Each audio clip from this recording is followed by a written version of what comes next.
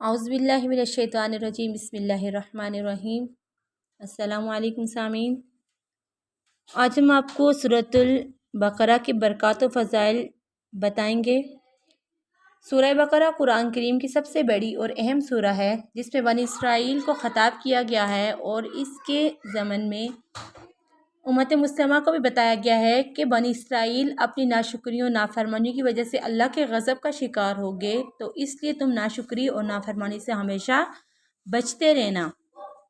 और सूरह बकरा में क्योंकि गाय का किस्सा भी है तो इसलिए सूरह को सूरह बकरा कहा गया है। हदीस मुबारका में इस सूरह की बड़ी फ़ज़ीलतें बयान की गई हैं। इसमें से चंद अहादीस जो है वो हम आपको ज़िक्र करके बताएंगे कि नबी करीम सल्लल्लाहु अलैहि वसल्लम ने फरमाया कि अपने घरों को कब्रें ना बनाओ, यानी ज़िक्र तलावत से इनको खाली ना रखो। यकीन करो जिस घर से शैतान भाग जाता है, जिस घर में सूरह बकरा पढ़ी जाती है। एक और हदीस में है और एक और रिवायत है कि जो आदमी अपने घर में रात को सूरह बकरा की तिलावत करेगा, सरकश शैतान 3 रातों तक इस घर में दाखिल नहीं होगा, और जो आदमी दिन को इसकी तिलावत करेगा तो 3 दिन तक शैतान इस घर में दाखिल नहीं हो सकेगा।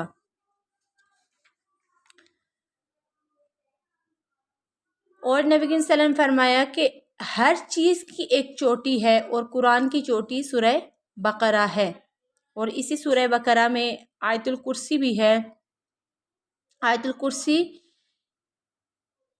की भी बहुत बड़ी फ़जीलत है कि इसके पढ़ने से इंसान जो है वो अल्लाह ताला की हिफाजत में आ जाता है।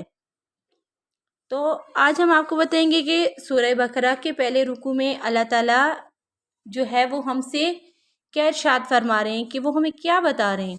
क्या हमने कभी समझने की कोशिश की कि देखें हम लोग कुरान को पढ़ते जाते हैं, हमने कुरान ख़त्म कर लिए, इतने कुरान पाक ख़त्म किए या इतने कुरान पाक ख़त्म किए, क्या कभी हमने ये सोचा कि हम एक दफ़ा समझ के पढ़ें, चाहे 3 सिपारे ना सही, एक दिन के 2 सिपारे ना सही, एक आयत पढ़ें, एक रुकू पढ़ें, लेकिन उसको समझ के पढ़ें। जितना आसानी से पढ़ सकते हैं पढ़ें, लेकिन उसको समझ के पढ़ें। तो क्या हमने कभी ये समझने की या पढ़ने की कोशिश की है कि अल्लाह ताला हमसे क्या कह रहे हैं।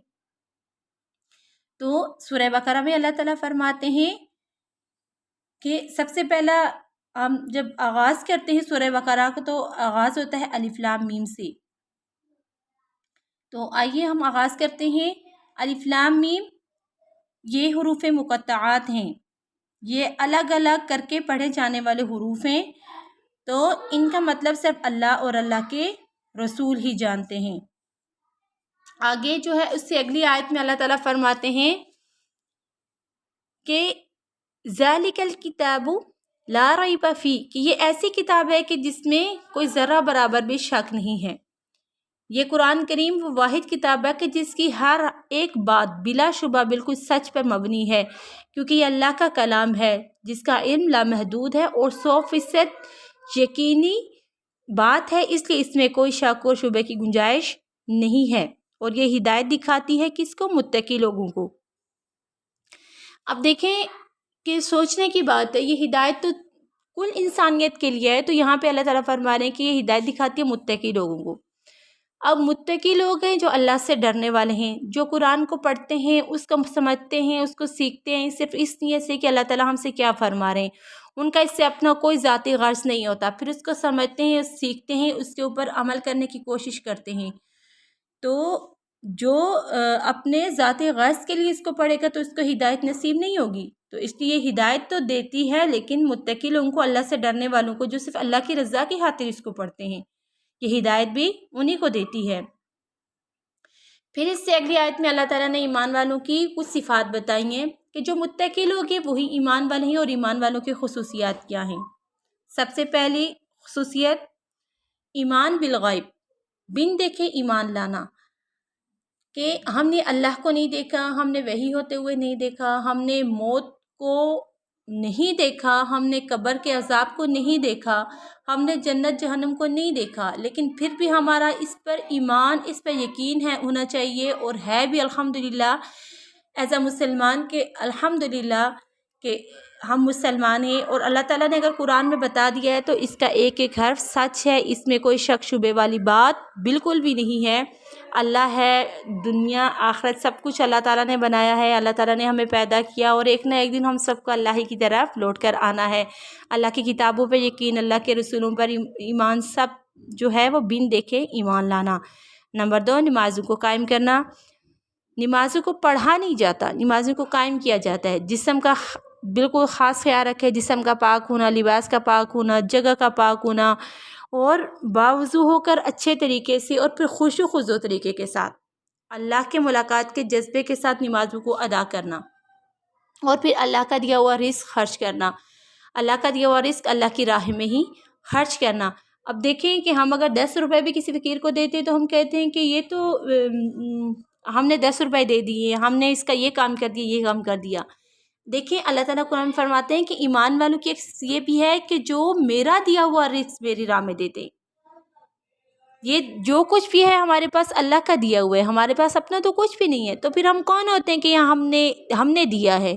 ہماری تو ایک سانس بھی جب آتی ہے تو وہ بھی اللہ کے حکم کے بغیر نہیں آتی، وہ بھی اللہ کے سے پوچھ کے آتی اور جاتی ہے اور بحال ہوتی ہے، تو پھر ہمارا کیا ہے؟ ہمارا تو کچھ بھی نہیں ہے۔